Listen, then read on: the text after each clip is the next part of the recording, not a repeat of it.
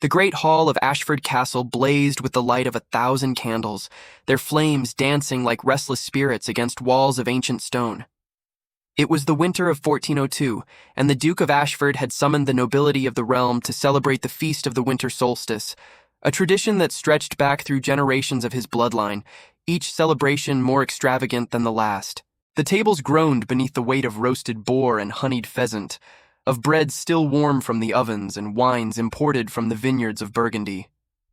Musicians played in the gallery above, their lutes and viols weaving melodies that seemed to hang in the smoky air like threads of gold. Among the guests sat lords and ladies from every corner of the duchy, men whose swords had carved territories from the wilderness, women whose marriages had forged alliances stronger than any fortress wall. They wore velvets and brocades, furs trimmed with ermine, and jewels that caught the candlelight and scattered it like promises across the stone floor. Their laughter echoed against the vaulted ceiling, punctuated by the clink of goblets and the murmur of conversation that flowed as freely as the wine. At the head of the great table, elevated upon a dais draped in crimson silk, sat Lord Richard Ashford, the Duke himself.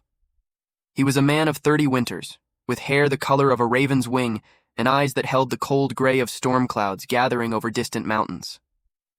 His face was handsome in the severe manner of his ancestors, all sharp angles and aristocratic bones, softened only by the fullness of lips that rarely curved into genuine smile. He wore a doublet of black velvet embroidered with silver thread, and upon his finger gleamed the signet ring that had marked the Dukes of Ashford for 300 years. Richard surveyed his domain with the quiet satisfaction of a man who had never known want, never experienced the gnawing hunger of uncertainty that plagued lesser men. He had inherited the duchy at the age of 20, when fever had claimed both his father and elder brother in the span of a single fortnight, and in the decade since, he had ruled with an iron hand wrapped in velvet courtesy. His tenants feared him. His peers respected him. His enemies, what few remained, had learned the cost of opposition. But beneath that mask of ducal composure, Richard felt the familiar stirring of restlessness that had plagued him throughout the evening. These feasts had become tedious rituals, their conversations as predictable as the turning of seasons. Lord Pemberton would boast of his hunting prowess. Lady Catherine would hint at her daughter's availability. The bishop would drink too much and quote scripture with increasing inaccuracy. And through it all, Richard would smile and nod and play the gracious host, while inside, something unnamed ached for... What? He could not have said. Perhaps for surprise. Perhaps for something real amid all this gilded artifice. It was into this moment of private contemplation that fate chose to intervene. Near the entrance to the kitchens, partially hidden by a stone pillar worn smooth by centuries of passing hands, a young woman moved through the shadows with the practiced invisibility of one accustomed to service. Her name was Eleanor, though none in the castle knew her by anything other than the new girl, and she had arrived at Ashford 3 months prior, seeking employment after what she had described only as misfortune in the south. The head cook had taken her on as a kitchen maid, noting the refinement of her speech and the softness of her hands, but asking no questions. In times such as these, when plague and war displaced so many, it was not unusual for the well-born to fall into circumstance. Eleanor was 22 years of age, with hair the color of autumn chestnuts and eyes of a green so deep they seemed to hold forests within their depths. Her face, though smudged with ash from the kitchen fires, possessed a delicate beauty that even her rough-spun servant's dress could not entirely conceal. She moved with an unconscious grace that drew occasional glances from the male servants. Though she seemed entirely unaware of their attention, her focus fixed always on the tasks at hand. Tonight she had been assigned to carry platters of roasted meats to the great hall, a duty that required her to move among the nobility without being seen, to serve without being acknowledged, to exist in that strange liminal space between presence and invisibility that defined the life of every servant in every great house across Christendom. She emerged from the kitchen passage carrying a silver platter laden with sliced venison, the steam rising from the meat like morning mist over a meadow. Her path toward the lower tables took her along the edge of the hall, past the musicians' gallery, past the tapestries depicting the victories of Ashford ancestors, past the cluster of young nobles who had gathered near the wine casks to engage in the particular revelry of the privileged young. It was one of these young men, Lord Thomas Blackwood, nephew to the Duke and heir to considerable lands in the eastern provinces, who first noticed her. He was 23, handsome in the florid manner of those who had never known hardship, and drunk enough to have abandoned the careful restraint that society demanded. His eyes, bleary with wine but still sharp with appetite, fixed upon Eleanor as she passed, tracking the movement of her hips beneath the coarse fabric of her dress. "Hold there, girl," he called, his voice carrying with the unconscious authority of breeding. "Come, pour me wine." Eleanor paused, her eyes lowering in the practiced submission of service. "My lord, I carry meat for the tables. If you would permit me to—" "I said, pour me wine." Thomas's voice hardened, the petulance of the privileged child emerging through the veneer of courtesy. "Are you deaf as well as common?" A ripple of uncomfortable laughter passed through the group of young nobles surrounding him. Eleanor set down her platter on a nearby sideboard and reached for the wine pitcher, her movements careful and controlled. But as she leaned forward to fill Thomas's goblet, his hand shot out and grasped her wrist with sudden violence. "You move like a lady," he slurred, pulling her closer until she could smell the sour wine on his breath.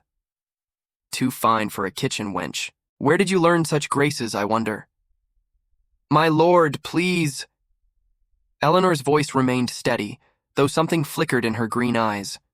Not fear, but something closer to calculation, as though she were measuring the situation with a mind accustomed to strategy. "Perhaps you're a nobleman's bastard," Thomas continued, his grip tightening. "Or a whore fallen on hard times. Which is it, girl? Speak." The hall had grown quieter now, conversations dying as attention turned toward the scene unfolding near the wine casks. Eleanor's face had paled beneath the smudges of ash, but her spine remained straight, her chin lifted in a manner that seemed to those watching closely somehow incongruous with her station. "Release me, my lord," she said, and there was something in her tone, a thread of authority, quickly suppressed but unmistakable, that made Thomas's eyes narrow with sudden suspicion. "You dare give orders to me?" He rose from his seat, towering over her, his handsome face twisted with the ugly pleasure of cruelty. "Perhaps you need a lesson in your proper place." It was at this moment that the Duke of Ashford chose to intervene, not out of compassion for the servant girl, but out of irritation at the disruption to his feast. He had been watching the scene unfold with growing displeasure, and Thomas's boorish behavior threatened to cast a shadow over the evening's carefully cultivated atmosphere of refined celebration. "Enough, Thomas." Richard's voice cut through the tension like a blade through silk, quiet, but carrying the unmistakable weight of absolute authority. He rose from his seat on the dais, and the hall fell into immediate silence. Even the musicians paused, their instruments falling silent mid-phrase. Thomas released Eleanor's wrist as though burned, turning to face his uncle with an expression that mingled resentment with the instinctive deference that Richard's presence demanded. "Your Grace, I was merely—" "You were making a spectacle of yourself." Richard descended from the dais, his footsteps echoing in the sudden quiet.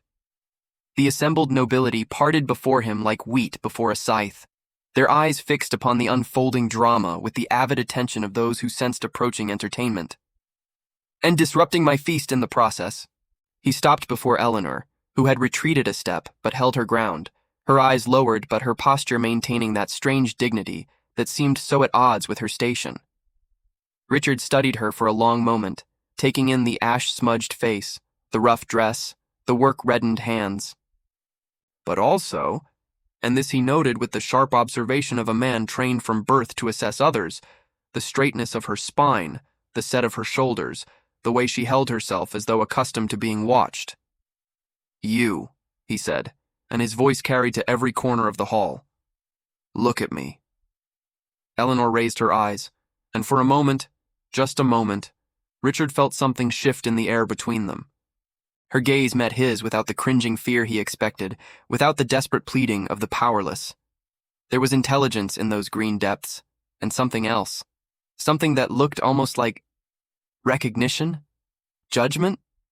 The sensation unsettled him, and Richard responded as men of power often do when unsettled, with cruelty wrapped in the guise of authority. "What is your name, girl?" "Eleanor, your grace." "Just Eleanor? No family name? No lineage to speak of?" His tone carried mockery now, playing to the audience of nobles who watched with eager eyes. "How very appropriate for a kitchen wench who does not know her place." A murmur of appreciative laughter rippled through the hall. Eleanor's face remained expressionless, but something flickered in her eyes, a flash of anger, quickly suppressed. "I know my place well enough, Your Grace," she replied, and her voice, though soft, carried clearly in the silence. "I serve in your kitchens and am grateful for the employment." "Grateful?" Richard arched an eyebrow, sensing an opportunity for the kind of display that would remind his guests of the absolute nature of his authority. "You speak with remarkable composure for a servant caught in the midst of causing disruption at her master's feast." "I caused no disruption, Your Grace. I was merely—" "You were merely drawing attention to yourself." Richard cut her off, his voice hardening. "Whether through incompetence or design, I neither know nor care, but I will not have my celebrations marred by servants who forget their station."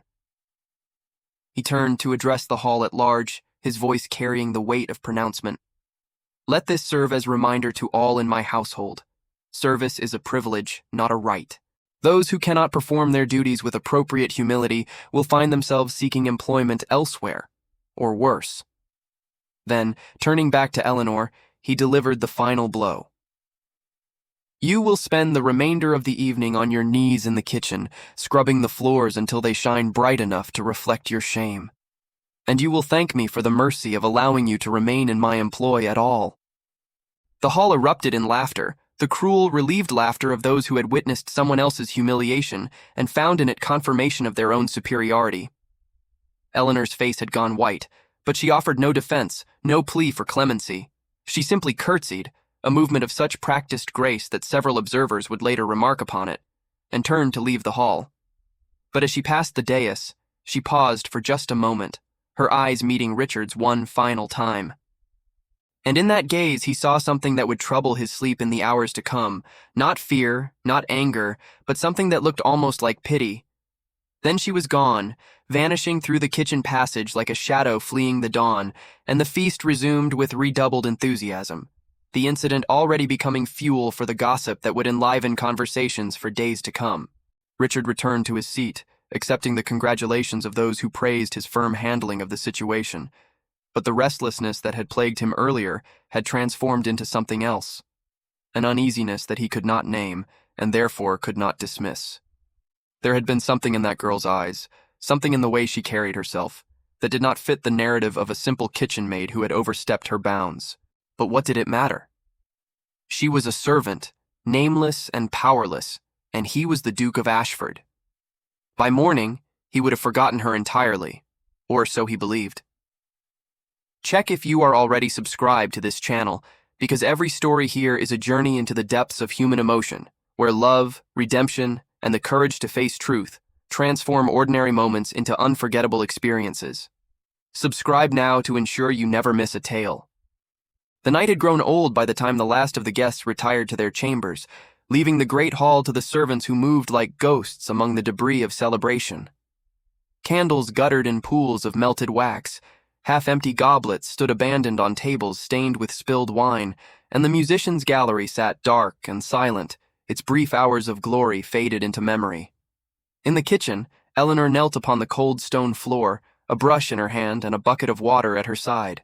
Her knees ached from hours of scrubbing, and her back protested with each movement, but her face remained composed, her thoughts elsewhere.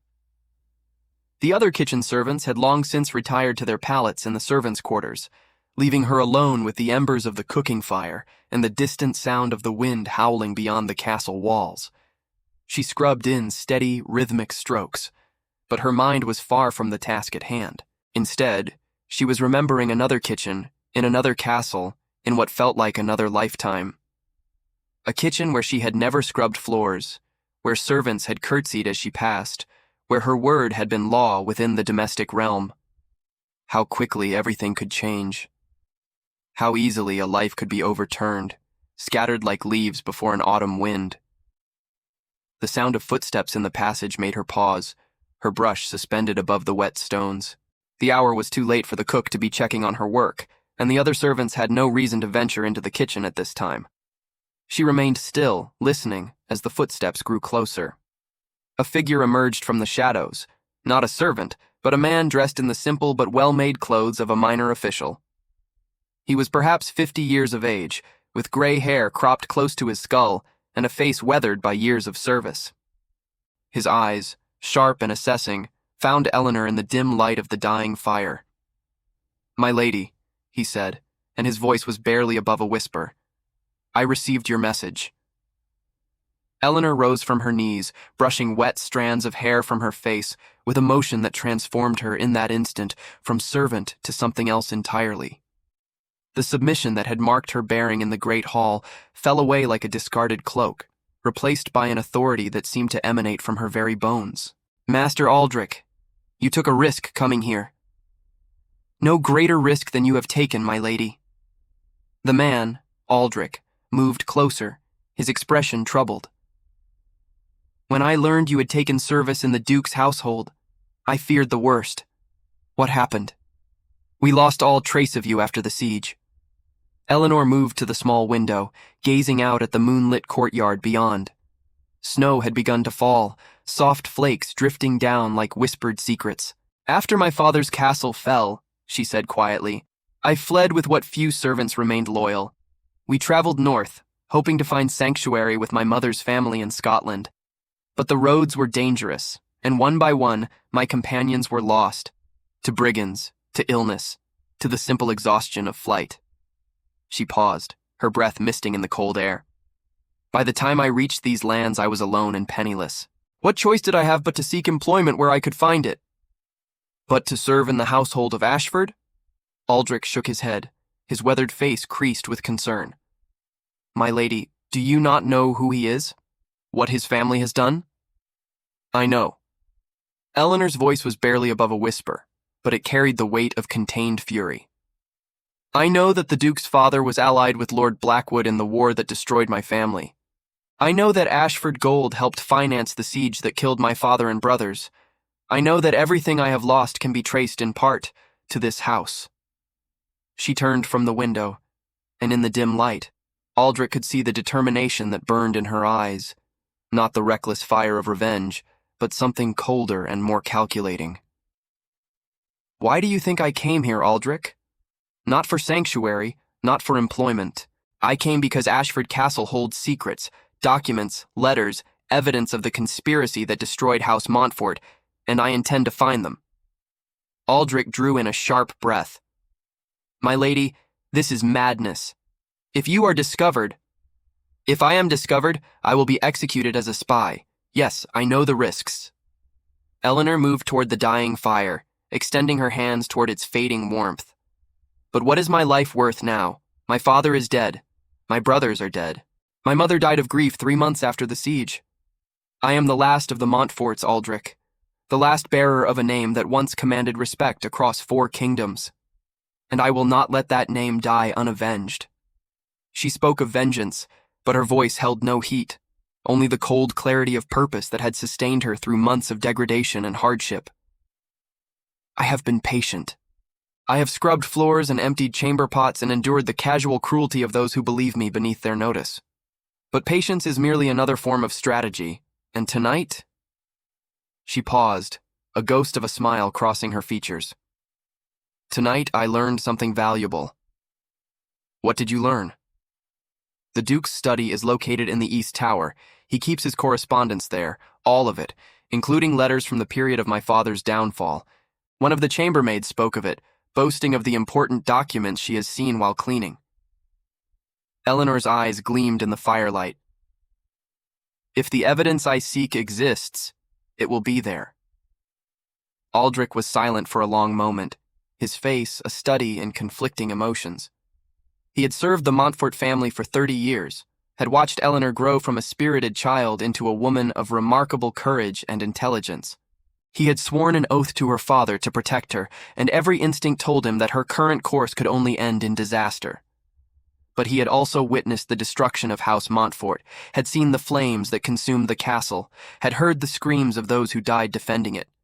And he knew with the certainty of long experience that Eleanor would pursue her course regardless of his counsel. "How can I help you?" he asked at last. Eleanor reached into the bodice of her rough dress and withdrew a small object wrapped in cloth. She pressed it into Aldrich's hands. "This is my mother's ring, the only thing of value I possess. Sell it discreetly and use the coin to establish yourself in the village. I will need eyes and ears outside the castle walls, someone who can carry messages and gather information without arousing suspicion." Aldrich unwrapped the cloth, revealing a delicate gold band set with a single emerald. He recognized it immediately, had seen it on the Countess Montfort's hand 1,000 times. "My lady, I cannot—" "You can, and you will." Eleanor's voice was gentle but firm. "The ring is a symbol of a world that no longer exists. I would rather see it serve the cause of justice than gather dust in my possession." She took his hands in hers, the rough, work-reddened hands of a kitchen maid grasping the weathered fingers of a man who had been her father's trusted steward. "I do not ask you to share my risks, Aldrich, only to help me as you can. And if I should fail—" She paused, her voice catching for just a moment before steadying. "If I should fail, I ask only that you carry word to those who might still remember House Montfort. Let them know that the last of our line died seeking truth, not cowering in obscurity." Aldrich bowed his head, and when he raised it again, his eyes glistened with unshed tears. "I will do as you ask, my lady, as I have always done." "Then go before someone sees you. We will meet again when the time is right." Aldrich slipped away as silently as he had come, leaving Eleanor alone once more with the dying fire and the half-scrubbed floor. She stood for a long moment, staring at the embers before slowly lowering herself back to her knees and taking up the brush once more. There was much work to be done, in more ways than one. In the east tower of Ashford Castle, the Duke sat alone in his study, a goblet of wine untouched at his elbow and a letter lying open before him. The candles had burned low, casting long shadows across walls lined with books and documents, across the ancient desk that had belonged to his grandfather and his grandfather's grandfather before that. The letter was from his grandmother, the Dowager Duchess, who had retired to the family's country estate after Richard's father died. Her handwriting, once bold and commanding, had grown spidery with age, but her words retained all their characteristic bluntness. "You must marry, Richard," she had written. "The duchy requires an heir, and you are no longer young. I have made inquiries among the noble families of the realm, and I believe Lady Catherine Blackwood would make an acceptable match. Her dowry is substantial, her lineage impeccable, and her temperament by all accounts amenable to guidance. I expect you to formalize the arrangements before spring." Richard set the letter aside with a grimace of distaste. Lady Catherine Blackwood, Thomas's sister as it happened, was a pleasant enough woman, pretty in a forgettable way, accomplished in all the arts expected of a noblewoman. She would make a perfectly adequate duchess, would bear him heirs with appropriate efficiency, would manage his household with competent grace. The thought filled him with a weariness that bordered on despair. Was this to be his life, then? An endless succession of duties performed with mechanical precision, of obligations fulfilled without passion, of days stretching into years, stretching into decades, all of them indistinguishable from one another? He rose from his desk and moved to the window, gazing out at the snow falling softly over the courtyard below. The castle slept, its inhabitants lost in dreams of ambition and pleasure and petty grievance. Only he remained wakeful, troubled by thoughts he could not name and feelings he could not understand. And somewhere, in the back of his mind, the image of a kitchen maid with green eyes and a dignity that defied her station continued to trouble him. Why had she looked at him that way? With pity, of all things, as though she, the powerless servant, had somehow perceived a weakness in him, the all-powerful Duke. It was absurd. It was insulting. It was the most genuine thing he had encountered in years. Richard shook his head, trying to dispel the thought. He was overtired, overwrought, perhaps coming down with some winter illness. Tomorrow, he would think more clearly. Tomorrow, he would write to his grandmother and agree to the Blackwood match. Tomorrow, everything would return to normal. But as he finally sought his bed in the cold hours before dawn, it was not Lady Catherine's face that haunted his dreams, but a pair of green eyes that held secrets he could not fathom and judgments he could not escape. 3 days passed, each one bringing Eleanor closer to her goal and deeper into danger.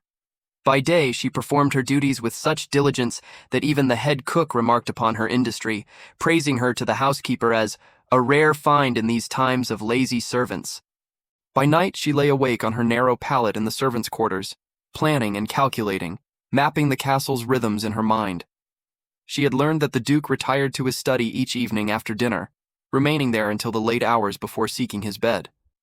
She had learned that the East Tower was accessible via a narrow staircase that few servants used, preferring the wider passages of the main castle. And she had learned, through careful questioning disguised as idle curiosity, that the Duke kept the key to his study on a chain around his neck, never entrusting it to servants or officials. This last detail presented a significant obstacle. Without the key, she could not access the study. And without access to the study, she could not search for the documents that might prove the conspiracy against her family. But Eleanor had not survived the destruction of her house by yielding to obstacles. She had learned patience, yes, but she had also learned ingenuity, and it was ingenuity that suggested a solution to her problem. On the fourth evening after the feast, she made her move. The castle was quieter than usual, many of the noble guests having departed for their own estates. The Duke had taken his dinner in his study, citing correspondence that required his attention, and the servants had been dismissed early, leaving only a skeleton staff to maintain the night's necessary fires and keep watch for emergencies. Eleanor moved through the darkened corridors with the confidence of one who had spent months memorizing every passage and staircase. She wore her servant's dress still, but had removed the white cap that marked her as kitchen staff, letting her hair fall loose around her shoulders. In one hand, she carried a candle, in the other, a bundle of clean linens, the excuse she had prepared should anyone question her presence in the tower. The staircase leading to the East Tower was narrow and steep, its steps worn smooth by centuries of feet. Eleanor climbed in silence, her heart pounding against her ribs but her face composed, her movements steady. At the top of the stairs, a single door stood between her and the Duke's study. She had expected it to be locked. She had prepared for this eventuality, carrying with her a small knife that could be used to work the simple mechanism of a medieval lock. But as she reached for the handle, she discovered something that made her breath catch in her throat. The door was slightly ajar. For a long moment she stood frozen, her mind racing through possibilities. Had the Duke forgotten to lock it? Had someone else entered before her? Was this a trap, designed to catch whoever might be foolish enough to invade the Duke's private sanctuary? But she had come too far to turn back now. With a whispered prayer to whatever saints might still watch over the ruined house of Montfort, Eleanor pushed the door open and stepped inside. The study was larger than she had expected, its walls lined with shelves that groaned beneath the weight of leather-bound volumes and rolled documents. A fire burned low in the hearth, casting dancing shadows across the worn carpet and the massive desk that dominated the center of the room. And there, seated behind that desk with a goblet of wine in his hand and an expression of weary contemplation on his face, sat the Duke of Ashford. For an endless moment, neither of them moved. Richard stared at the woman who had appeared in his doorway as though she were an apparition, a ghost conjured from the troubled dreams that had plagued him since the night of the feast. Eleanor stared back, her mind working furiously to construct some excuse, some explanation that might save her from the consequences of discovery. The kitchen maid. Richard's voice was soft, almost wondering. Eleanor, was it not? Your Grace. She curtsied, falling back on the instincts of a lifetime of courtly training before remembering that kitchen maids did not curtsy with such practiced grace. I was bringing fresh linens for my study? Richard rose from his chair, and Eleanor noticed with alarm that his hand moved toward the sword that hung at his hip. In the middle of the night? Without permission? The housekeeper sent me, Your Grace. She said the housekeeper retired hours ago. I saw her myself. Richard moved around the desk, his gray eyes never leaving Eleanor's face. Would you like to try another lie? Or shall we dispense with pretense and address the truth of your presence here? Eleanor's mind raced through options and found them all wanting. She could run, but he would catch her before she reached the stairs. She could scream, but who would come to the aid of a servant caught trespassing in the Duke's private chambers? She could attack him with the knife concealed in her sleeve, but even if she succeeded, such an act would guarantee her execution and end any hope of uncovering the truth about her family's destruction. There was only one option left. the most dangerous, and yet perhaps the only one that offered any chance of survival. The truth. Very well, Your Grace. Eleanor straightened her spine, and once again Richard saw that transformation he had glimpsed in the great hall, the kitchen maid becoming something else, something that commanded attention rather than servitude. You wish for truth? Then truth you shall have. She reached up and pulled the rough servant's cap from her hair, letting the auburn waves cascade over her shoulders. The gesture was deliberate, theatrical, the unveiling of a disguise that had served its purpose. I am not Eleanor the kitchen maid, she said, and her voice now carried the cultured tones of nobility, the accent of southern courts and ancient houses.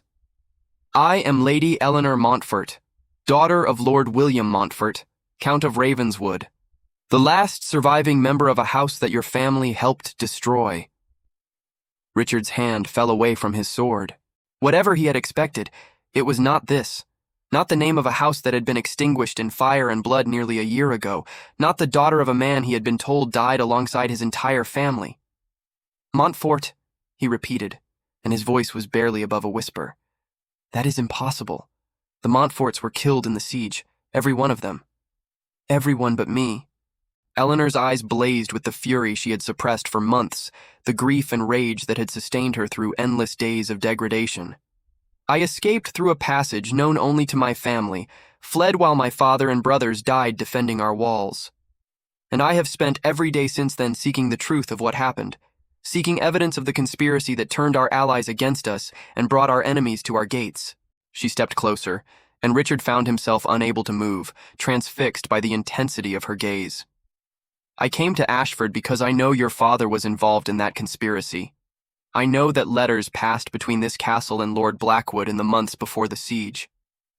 Letters that detailed the plans to destroy my family and divide our lands among those who participated in our downfall.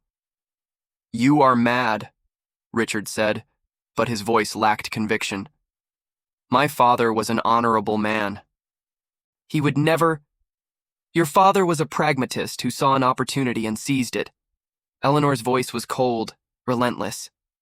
The Montforts controlled the southern passes, the most valuable trade routes in the realm. Our destruction opened those routes to your family and the Blackwoods. Do you truly believe that was coincidence? Richard opened his mouth to respond, to defend the father he had loved and admired, to reject these accusations that threatened to undermine everything he believed about his family's honor. But before he could speak, Eleanor pressed her advantage. If I am wrong, Your Grace, then prove it. Open your family's correspondence from that period. Show me the letters that passed between your father and Lord Blackwood. If there is nothing to hide, you have nothing to fear from my investigation. You are in no position to make demands. Richard's voice hardened, the shock of her revelation giving way to the instincts of authority. You are a trespasser in my castle. A spy who has infiltrated my household under false pretenses. I could have you arrested. I could have you executed. Yes, you could. Eleanor did not flinch. And perhaps you will. But ask yourself this, Your Grace. If I am truly mad, if my accusations are baseless fantasy, why does the possibility of examining those letters trouble you so deeply? The question hung in the air between them. And in the silence that followed, Richard found himself confronting a truth he had long suspected but never dared to examine. His father had been a hard man, a calculating man, a man who had taught his son that power was the only currency that mattered in the brutal game of noble politics. Was it truly impossible that such a man might have participated in the destruction of a rival house? Why are you telling me this? He asked at last.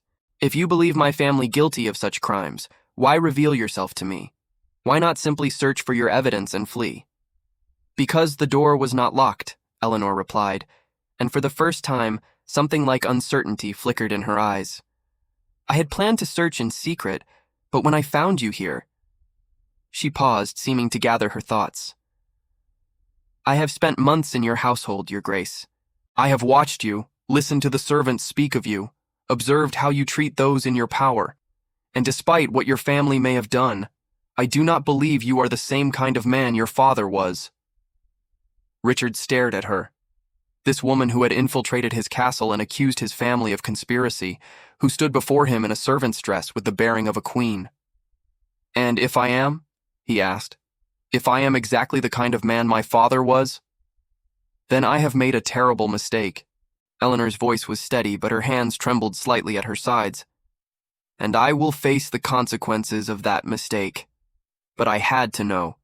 I had to understand who you truly are before I could decide whether to pursue my evidence or seek another path. The fire had burned low, casting the room in shadows that seemed to shift and dance like living things. Richard moved to the hearth and added fresh wood, watching the flames rise and consume the kindling with hungry tongues. When he turned back to Eleanor, his expression had changed, the defensive anger replaced by something more complex, more troubled. My father kept detailed records of all his correspondence, he said slowly. They are stored in a locked chest in this very room. I have never examined them. There seemed no reason to disturb the past. He moved to a cabinet against the far wall and retrieved a small key from among the items on its shelves. Perhaps it is time I knew the truth of my family's history, for better or worse. If you felt your heart tremble as Eleanor revealed her true identity, leave a comment now saying, "The truth always finds its way to the light."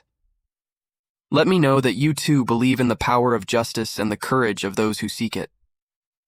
The chest was old, its wood darkened by decades of age and its iron bands corroded to a dull brown. It sat in a corner of the study, half hidden beneath a tapestry depicting the conquest of some long-forgotten enemy, a relic of a time when the Ashford dukes had been warriors rather than administrators. Richard knelt before it, the key trembling slightly in his hand. He was aware of Eleanor standing behind him, her presence like a physical weight against his back, her eyes burning into him with an intensity that made his skin prickle. For a moment he hesitated, some instinct warning him that once this chest was opened, nothing would ever be the same. But the hesitation passed. He had spent his entire life accepting the narratives presented to him by others, his father, his advisors, the noble society that had shaped him from birth. Perhaps it was time to seek the truth for himself, regardless of what that truth might reveal. The key turned in the lock with a grinding protest, and the lid of the chest swung open to reveal a chaos of rolled documents, bound letters, and loose papers yellowed with age. The musty smell of old parchment rose up like an accusation, carrying with it the weight of secrets long buried. Richard reached into the chest and withdrew a bundle of letters tied with a faded ribbon. The seal on the topmost letter bore the Blackwood crest, a raven perched upon a sword, and the handwriting was his father's, the angular script as familiar to Richard as his own face in a mirror. He broke the seal and began to read, his eyes moving across the words with growing disbelief. Behind him, Eleanor remained silent, watching and waiting. The first letter was dated 3 months before the siege of Ravenswood, and its contents made Richard's blood run cold. "My dear Lord Blackwood," his father had written, "I have considered your proposal at length, and I am now convinced of its necessity. The Montforts have grown too powerful, their control of the southern passes giving them leverage that threatens the balance of power in our region. If we are to secure our positions for our sons and grandsons, we must act decisively and in concert. I am prepared to commit 500 men to your enterprise, as well as the sum of 2,000 gold marks to cover the costs of the campaign. In return, I expect the territorial concessions we discussed, the forests of Silverwood, and the port rights at Merchant's Bay." Richard set the letter down, his hands shaking. He reached for another, then another, each one revealing more details of the conspiracy that had destroyed the Montfort family. There were discussions of troop movements and bribery of Montfort allies. There were lists of those who would share in the spoils of victory. There were cold, calculated assessments of the best methods for ensuring that no Montfort survived to seek vengeance. "God help me," Richard whispered. "It is all here, every detail of the conspiracy, laid out in my father's own hand." He turned to face Eleanor, who had not moved from her position near the door. Her face was pale in the firelight, but her eyes were dry. She had shed all her tears long ago, in the dark nights of flight and loss that had followed the destruction of her home. "You believe me now," she said. It was not a question. "I believe the evidence." Richard rose to his feet, still clutching the letters in his hand. "I believe that my father was a monster who participated in the murder of innocent people for territorial gain. I believe that everything I was taught about honor and nobility was a lie, a pretty facade hiding corruption and cruelty. He threw the letters onto his desk with a gesture of disgust, sending several of them scattering across the surface like autumn leaves. But believing is not the same as understanding. I do not understand how a man I loved, a man I admired and sought to emulate, could have been capable of such things. I do not understand how I failed to see the truth that was right before my eyes. Eleanor moved closer, drawn by something in his voice. Not anger, but genuine anguish, the pain of a man whose entire world had just crumbled around him. You were a child when these events occurred, she said, and her voice was softer now, touched with something that might have been compassion. Children see what they are shown. They believe what they are told.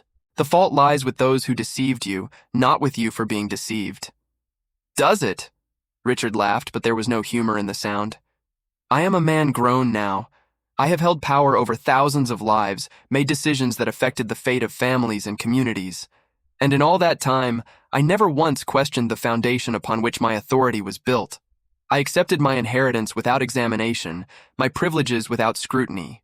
He turned to face Eleanor fully, and she saw that his gray eyes were bright with unshed tears. The first genuine emotion she had witnessed from him since her arrival at Ashford.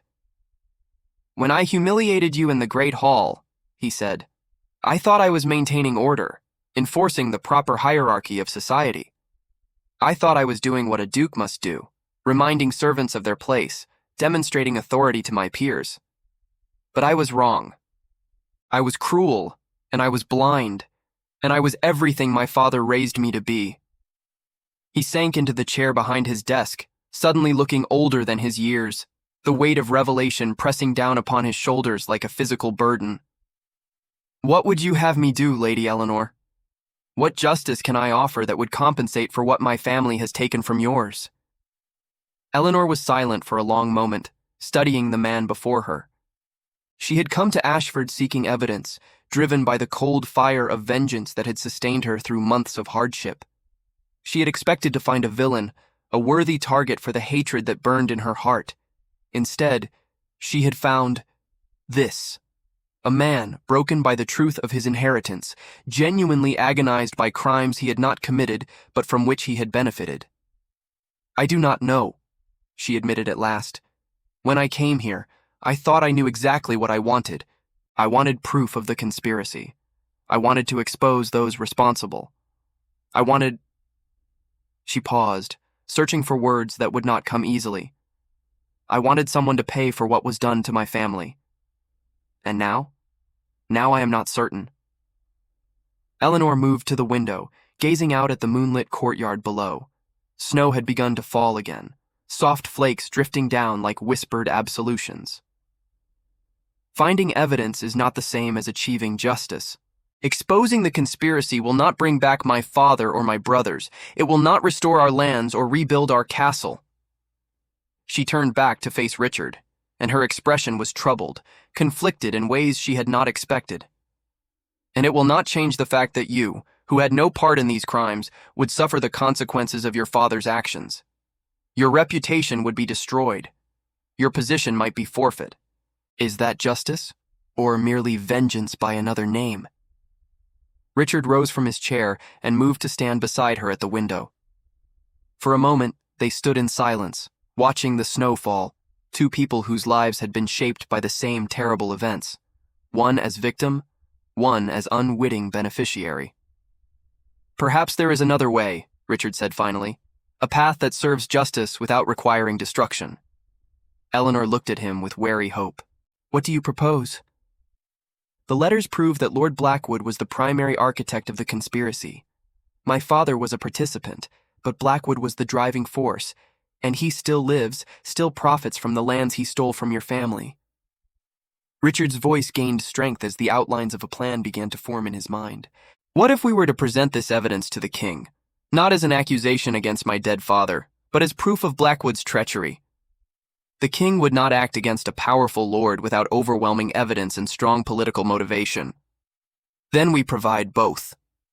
Richard turned to face Eleanor, and there was a new light in his eyes, the light of purpose, of a man who had found a cause worthy of his efforts. I have influence at court. I have allies who have long resented Blackwood's arrogance and ambition. If we were to present our case carefully, build support among those who would benefit from his downfall, you would risk your own position to pursue justice for my family?" Eleanor's voice was incredulous. "Why? What could you possibly gain from such an endeavor?" Richard was silent for a long moment, considering the question. Then he smiled, a genuine smile, the first she had seen from him, and it transformed his severe features into something unexpectedly warm. "Perhaps I gain nothing," he said. "Perhaps I lose everything. But I have spent my entire life pursuing power and position, accumulating wealth and influence, and none of it has brought me satisfaction. None of it has given my life meaning beyond the mere continuation of duty." He reached out and took Eleanor's hand in his, an intimate gesture, startlingly bold, that made her breath catch in her throat. "Perhaps this is what I have been waiting for. A chance to do something that matters. A chance to build something worthier than the legacy my father left me." Their eyes met, and in that moment, something shifted between them. The adversarial tension giving way to something else, something neither of them had expected or sought. "We should not trust each other," Eleanor whispered. "We have every reason not to." "And yet," Richard replied, "trust is what we require if we are to succeed." The fire crackled in the hearth, and the snow continued to fall beyond the window, and two people who had been shaped by the same tragedy began to imagine, for the first time, a future that held something other than vengeance and grief. The days that followed were unlike any Eleanor had known since the fall of Ravenswood. No longer a kitchen maid scrubbing floors in the dark hours before dawn, she had been installed in a guest chamber befitting her true rank, her servant's garb replaced by gowns borrowed from the castle's stores. The transformation was jarring, disorienting. After months of invisibility, she found herself suddenly visible again, subject to the curious glances of servants and the whispered speculation of the few nobles who remained at Ashford. Richard had explained her presence with a story that was mostly true, that she was a noblewoman who had fallen on hard times and sought refuge in his household, that he had only recently discovered her true identity. The story raised eyebrows and invited gossip, but it was plausible enough to satisfy the casual observer, and the authority of the Duke forestalled any direct questioning. But the practical arrangements were the least of the changes that had occurred. In the privacy of the study where they had first confronted each other, Eleanor and Richard spent long hours poring over the documents that revealed the extent of the conspiracy against House Montfort. They organized the evidence, identified the key participants, and began to develop the political strategy that would be necessary to bring Lord Blackwood to justice. And in those hours of shared purpose, something else began to grow between them, something neither of them had anticipated or sought. Eleanor noticed it first in the small things. The way Richard's eyes would seek her out when he entered a room. The care he took to ensure her comfort, to anticipate her needs before she expressed them. The way his voice softened when he spoke to her, losing the cold formality that marked his interactions with others. She told herself it meant nothing. He was simply being courteous, demonstrating the manners expected of a man of his rank when dealing with a woman of noble birth. Their partnership was one of necessity, not affection. Once justice was achieved, they would go their separate ways, and these strange days of collaboration would become nothing more than a memory. But the arguments rang hollow, even to her own ears. The truth was that Richard Ashford was not the man she had believed him to be. The cold, cruel Duke who had humiliated her in the Great Hall was only one facet of a far more complex character. In private, he revealed a sharp intelligence, a dry wit, and a capacity for self-reflection that she had not expected to find in a man of his position. He listened when she spoke, considered her opinions with genuine interest, and deferred to her judgment on matters where her knowledge exceeded his own. And he was haunted. She could see it in the shadows that crossed his face when he read his father's letters, in the way his hand would sometimes pause over a particularly damning passage, his expression reflecting an inner torment that he rarely spoke aloud. The discovery of his father's crimes had shaken him to his core, and he was struggling to reconcile the man he thought he knew with the truth revealed by the evidence. One evening, nearly a fortnight after Eleanor's revelation in the study, they sat together by the fire, reviewing the latest drafts of the petition they intended to present to the king. The hour was late, the candles burning low, and a companionable silence had fallen between them, the silence of two people who had grown comfortable in each other's presence. "May I ask you something?" Richard said suddenly, setting aside the document he had been reading. Eleanor looked up from her own papers. "Of course. When you first came to Ashford, when you took service in my kitchens, did you hate me?" The question hung in the air, unexpectedly vulnerable. Eleanor considered it carefully before responding. "I thought I did," she admitted. "I had been taught to hate your family since the moment I understood what had happened to mine. The Ashfords were the enemy, the collaborators who had helped destroy everything I loved. And you were the living embodiment of that legacy, the Duke who sat in his castle enjoying the fruits of my family's destruction while I scrubbed his floors. And now?" Eleanor set down her papers and met his gaze directly. "Now I understand that hatred is a poor foundation for judgment. You are not responsible for your father's choices, any more than I am responsible for the political decisions that may have contributed to my family's vulnerability. We are both products of circumstances we did not create, trying to navigate a world that was shaped by others long before we were born." Richard was silent for a long moment, his gray eyes fixed on the dancing flames of the fire. "When I humiliated you in the hall," he said finally, "I told myself I was maintaining order, demonstrating the proper hierarchy of society. But the truth is far less noble. I was irritated, restless, dissatisfied with my life in ways I could not articulate. And you were there, a convenient target for emotions I could not face directly." He turned to face her, and his expression was raw with honesty. "I have never apologized for that evening. I should have, long before now. So let me say it clearly. I am sorry, Lady Eleanor. I am sorry for the cruelty I inflicted upon you, and I am sorry for the system that allowed me to inflict it without consequence." Eleanor felt something shift in her chest, a loosening of the armor she had worn for so long, the protective barrier of suspicion and resentment that had sustained her through months of hardship. "I accept your apology," she said softly, "and I offer one of my own. I came to your castle under false pretenses, planning to steal from you, to use whatever I found to destroy your reputation. I judged you guilty without evidence, convicted you in my heart before I knew anything of your true character. For that, I am sorry." They sat in silence for a moment, the weight of their mutual confessions settling between them like freshly fallen snow. Then Richard reached out and took her hand, as he had done once before in this same room. But this time, the gesture carried a different meaning. Not the impulsive clasp of a man moved by sudden emotion, but the deliberate touch of someone making a choice. "Eleanor," he said, and her name in his voice sounded different than it ever had before. Intimate. Precious. "When this is over, when justice has been served and Lord Blackwood has answered for his crimes, what will you do?" "I do not know," she admitted. "I have focused so completely on achieving justice that I have given little thought to what comes after. My family's lands are forfeit, our castle in ruins. I have no fortune, no prospects, no position in society. You have one prospect." Richard's grip on her hand tightened slightly. "One position that you could claim if you wished it." Eleanor's heart began to beat faster. "What do you mean?" "I mean that I have spent my entire life preparing to marry for duty, to make a match that would strengthen my political position and secure the continuation of my line.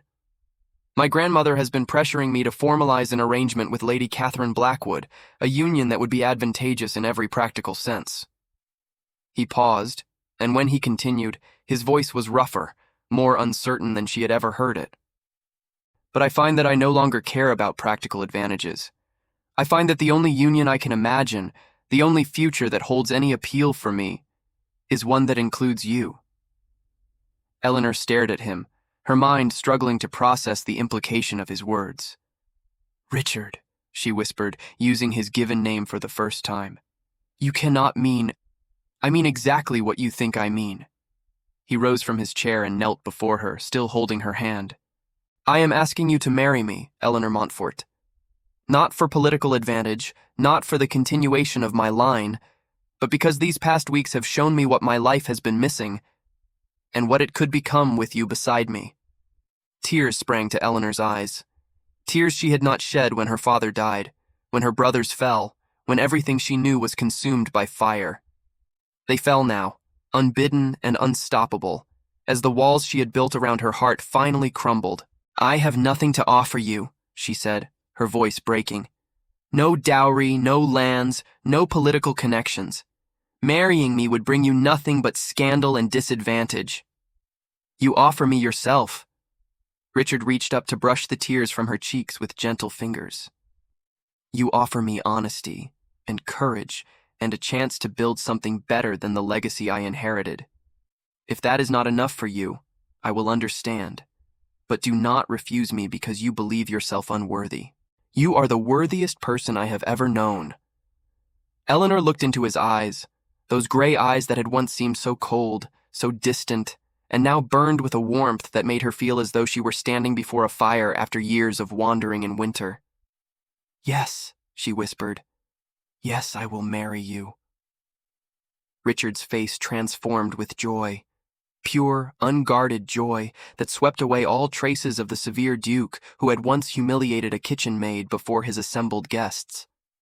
He pulled her into his arms, and for a long moment, they simply held each other. Two broken people who had somehow found in each other the possibility of wholeness. The fire burned low and the candles guttered, and somewhere beyond the castle walls, the snow continued to fall. But within the study, within the circle of each other's arms, Eleanor and Richard had found a warmth that no winter could extinguish. Spring came early to the kingdom that year, melting the snows that had blanketed the land and awakening the earth to new life. The roads that had been impassable for months became navigable once more, and with their opening came the possibility of justice that had seemed so distant during the long winter nights. Richard and Eleanor traveled to the royal court together, their party consisting of a small retinue of trusted servants and guards. They carried with them the evidence of Lord Blackwood's conspiracy, the letters, the documents, the careful timeline of treachery that Richard's father had unknowingly preserved for posterity. But they carried something else as well, the quiet certainty of two people who had weathered storms together and emerged stronger for the experience. Their engagement had been announced just weeks before their departure, and if the news had caused consternation among those who had expected the Duke to make a more advantageous match, neither Richard nor Eleanor paid any attention to the whispers. The royal court at Whitmore was everything Eleanor remembered from her childhood visits. Grand halls lined with tapestries depicting the kingdom's glorious history, courtyards filled with nobles seeking favor and advancement, and at the center of it all, the aging king who held the power to dispense justice or deny it according to his royal pleasure. Their petition for an audience was granted within a week of their arrival, a testament to Richard's influence and the curiosity their unusual union had aroused among the courtiers. They were escorted into the throne room on a morning bright with spring sunshine, the light streaming through tall windows to illuminate the assembled nobility who had gathered to witness the proceedings. Lord Blackwood was there, of course. He stood among the other great lords, his expression one of calm confidence that faltered only slightly when he recognized Eleanor at Richard's side. She had been a child the last time he had seen her, a girl of 17 fleeing the destruction of her home. Now she stood before him as a woman grown, dressed in silks that proclaimed her noble birth, her hand resting on the arm of one of the most powerful dukes in the realm.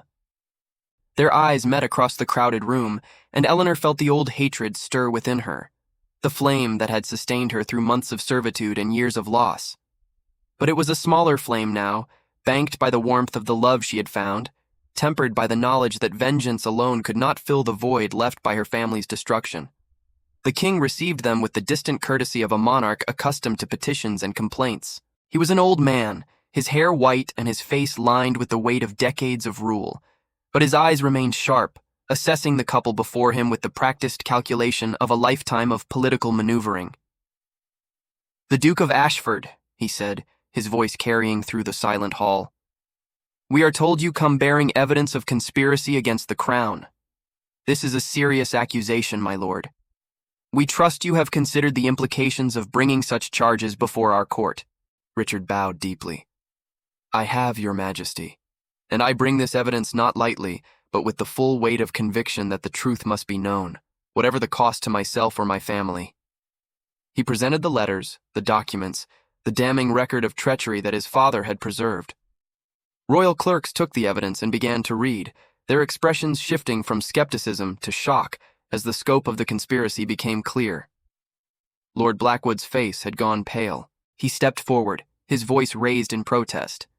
"Your Majesty, these documents are forgeries, created by enemies seeking to destroy my reputation. I demand the right to—" "You demand nothing in our presence, Lord Blackwood." The king's voice cut through his protestations like a blade. "You will remain silent while we examine the evidence presented against you." The examination took hours. Witnesses were called, servants from both Ashford and Ravenswood who had been present during the conspiracy, officials who could verify the authenticity of seals and signatures, survivors who could testify to the brutality of the siege that had destroyed House Montfort. Eleanor herself was called to speak, and she stood before the throne with her head held high, recounting the events of that terrible night when her world had ended. She spoke of her father's courage in defending their home, her brother's deaths upon the walls, her mother's grief that had consumed her in the months that followed. She spoke of her flight, her survival, her determination to seek justice for those who could no longer seek it for themselves. And when she had finished, the hall was silent, a silence that spoke more loudly than any words. The king rendered his judgment at sunset. "Lord Blackwood," he declared, his voice echoing through the great hall, "the evidence against you is overwhelming. You are guilty of conspiracy to commit murder, of conspiracy to defraud the crown, and of crimes against the peace of our realm. Your lands are hereby forfeit. Your titles are stripped. You will spend the remainder of your days in the Tower, contemplating the consequences of your treachery." Guards moved forward to take Blackwood into custody, but he did not resist. The fight had gone out of him, replaced by the hollow-eyed defeat of a man who had built his power on betrayal and had seen that power crumble to dust. But the king was not finished. "Lady Eleanor Montfort," he continued, turning to address her directly, "the crown recognizes the injustice that was done to your family. While we cannot restore those who were lost, we can restore that which was taken. The lands of Ravenswood are hereby returned to you and your heirs in perpetuity, to be held in your name and the name of your house." Eleanor felt her knees weaken, and only Richard's steadying arm prevented her from collapsing. The lands of Ravenswood, her home, the place where she had been born and raised, the territory her ancestors had held for generations, returned to her at last. "Your Majesty," she managed, her voice thick with emotion, "I do not have words sufficient to express my gratitude." The king allowed himself a small smile. "Then let your actions speak for you, Lady Eleanor. Restore Ravenswood to its former glory. Raise children who will carry on the honor of House Montfort. And perhaps, in time, forgive an old king for failing to see the corruption that festered within his realm." The court erupted in murmurs of approval and shock, approval from those who had long resented Blackwood's influence, shock from those who had benefited from his patronage. But Eleanor heard none of it. She was aware only of Richard's arm around her waist, his lips pressed against her hair, his voice whispering words of congratulation and love. They had done it. Against all odds, against the weight of power and privilege that had protected Blackwood for so long, they had achieved justice for the fallen. But as they left the throne room that evening, walking hand in hand through corridors golden with sunset light, Eleanor realized that justice was not the greatest gift she had received. The greatest gift was the man beside her, the Duke who had once humiliated a kitchen maid before his assembled guests, who had learned to see beyond the disguises that society imposed, who had risked everything to right wrongs that were not his own. The greatest gift was love, unexpected and transformative, born from the ashes of tragedy and nurtured through months of shared purpose. And the greatest gift was the future that stretched before them. A future where the ruins of Ravenswood would rise again, where children would play in halls that had known only silence, where the name of Montfort would be spoken with honor once more. The summer sun shone bright upon the restored walls of Ravenswood Castle, its light warm upon stones that had been blackened by fire and healed by the patient work of craftsmen. In the courtyard below, servants moved with cheerful purpose, carrying baskets of flowers and linens in preparation for the celebration that would mark the first anniversary of Lady Eleanor's return. In the garden that had been her mother's pride, Eleanor walked among beds of roses and lavender, one hand resting on the swell of her belly where new life grew. The child would be born in autumn, the physicians predicted, a child who would carry both Montfort and Ashford blood, who would inherit the legacy of two great houses united by love rather than conspiracy. Richard found her there, as he found her most afternoons, seeking the peace of growing things and the memory of those she had lost. He slipped his arm around her waist and pressed a kiss to her temple, and for a long moment they stood together in silence, watching the bees move among the flowers. "Are you nervous about tonight?" he asked finally. Eleanor smiled. "A little. It has been many years since Ravenswood hosted a celebration of any kind. I want everything to be perfect." "It will be. The household has been preparing for weeks, and our guests are coming not to judge the quality of our hospitality, but to celebrate the restoration of a house they thought lost forever." He was right, Eleanor knew. The nobility who would gather tonight came not as critics, but as allies, families who had mourned the destruction of House Montfort and rejoiced at its revival. They came to honor the memory of those who had fallen and to welcome the new generation that would carry the name forward. But most of all, they came to witness the remarkable story of a kitchen maid and a duke who had found in each other something worth fighting for. "Do you ever regret it?" Eleanor asked, the question emerging without conscious thought. "Marrying me? Giving up the advantages you might have gained from a more strategic match?"